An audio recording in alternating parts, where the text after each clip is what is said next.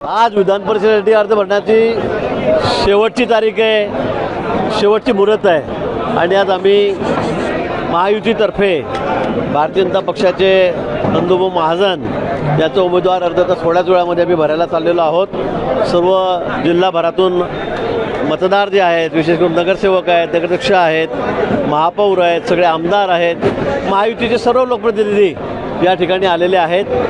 जळगाव जिल्ह्यामध्ये मतदान जर पाहिलं तर 630 आहे, त्यापैकी जो 500च्या वर मतदान, 525च्या वर मतदान हे आमचंच आहे, महायुतीचं या ठिकाणी आहे। त्यामुळे विजय हा निश्चित आहे। फक्त आम्हाला बघायचं आहे की महाराष्ट्रामध्ये, राज्यामध्ये सर्वाधिक मताने जळगावची जागा कशी निवडून येईल यासाठी आम्हाला आता प्रयत्न करायचा आहे। त्यासाठी आमचा आता प्रयत्न चाललेला आहे आणि मला खात्री आहे की यावेळेला नंदू महाजन हे बहुमताने, मोठ्या संख्येने या ठिकाणी निवडून येतील। जळगावच्या जागेसाठी शिवसेनेने मोठा आग्रह धरलेला होता। शिवसेनेचा आग्रह या ठिकाणी मला असं वाटतं की आग्रह सगळीकडे सगळ्यांचा होता। आपण दररोज तुम्हीच दाखवत होता 17च्या 17 ठिकाणी, मग शिवसेना मागत होती, अनेक ठिकाणी राष्ट्रवादी काँग्रेसही मागत होती, अजितदादा गटाची आम्ही मागत होतो, पण शेवटी तडजोड झाली।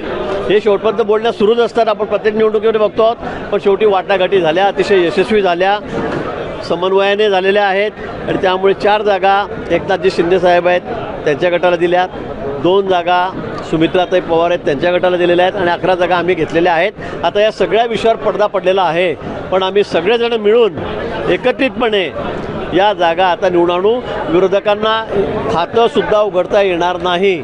17 पैकी एकही जागा त्यांना, जी परिस्थिती जी महापालिकेत झाली, नगरपालिकांमध्ये झाली, विधानसभेत झाली, तीच परिस्थिती किंबहुना त्यापेक्षाही वाईट परिस्थिती त्यांची या विधान परिषदेच्या निवडणुकीमध्ये होणार आहे। मला वाटतं अनेक ठिकाणी आहेत, कार्यकर्त्यांनी फॉर्म भरलेले आहेत, अर्ज भरलेले आहेत, अजून अर्ज भरले सुरूच आहेत। आता एबी फॉर्म नाही मिळाला तर त्यांचे अर्ज बाद होतील, त्यांनी भाजप लिहिलं आहे ते, जे अपक्ष राहतील त्यानंतर आम्ही त्यांना सांगू, त्यांची मनधरणी करू, ते माघार घेतील।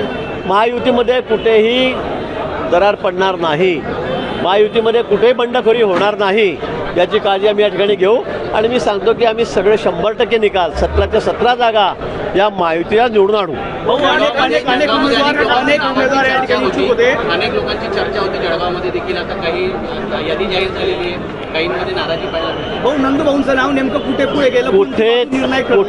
कुठेच नाराजी नाही आहे। नाराजी असती तर मग या ठिकाणी अमोल शिंदे आले असते का? नसते आले। नंदू अडवाणी आले असते का? नसते। आज आमच्या केतकीताई आलेल्या आहेत, त्यांचं नाव खूप पुढे होतं, त्यासुद्धा 2-3 तासापासून इथेच आलेल्या आहेत। गोविंद अग्रवाल आहेत आमचे नगराध्यक्ष शेंदुर्णीचे, हे सुद्धा या ठिकाणी आहेत। आमच्यामध्ये कुठेही नाराजी नाही। तुम्हाला कोणी बोललं का? नाही। त्यामुळे आता सगळ्यांनी ठरवलेलं आहे, सगळे मिळून आता ही जागा लढवायची आहे। मग आमच्या पक्षातले असतील का महायुतीचे घटक पक्षातले लोक असतील, नेते असतील, आम्ही सर्व मिळून ही जागा विक्रमी मतांनी यावेळेला निवडून आणू।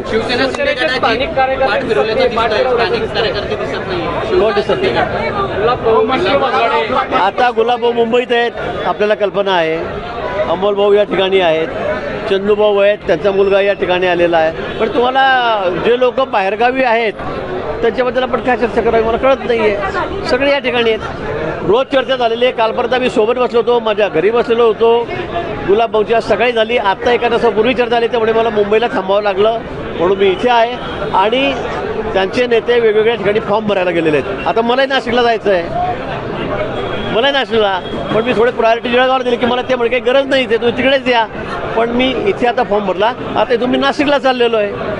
त्यामुळे काही जण या ठिकाणी येऊ शकले नाही।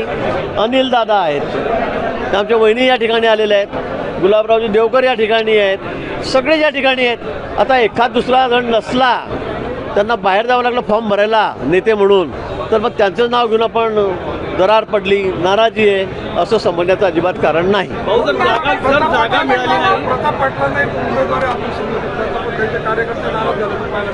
आता मी तुम्हाला तेच सांगतोय की आता जागेचं वाटप झालेलं आहे। 4 जागा शिवसेनेला मिळाल्या, त्यात त्यांनी त्या 4 जागा मागून घेतलेल्या होत्या, आधीच मागितलेल्या होत्या। आता त्यांची जागा नाशिकची आहे, मी त्यावेळेलाही म्हटलं होतं की नाशिक तुम्ही आम्हाला देत असाल तर जळगाव आम्ही तुम्हाला देऊ, पण ते त्यांच्याकडून होऊ शकलं नाही, त्यांना एकनाथजींनी संमती दिली नाही, त्यामुळे मग ही जागा आम्हाला सोडता आली नाही. संख्येचं गणित त्याच्यामध्ये होतं आणि म्हणून मग आता ही जागा भाजपच्या वाटेला आलेली आहे.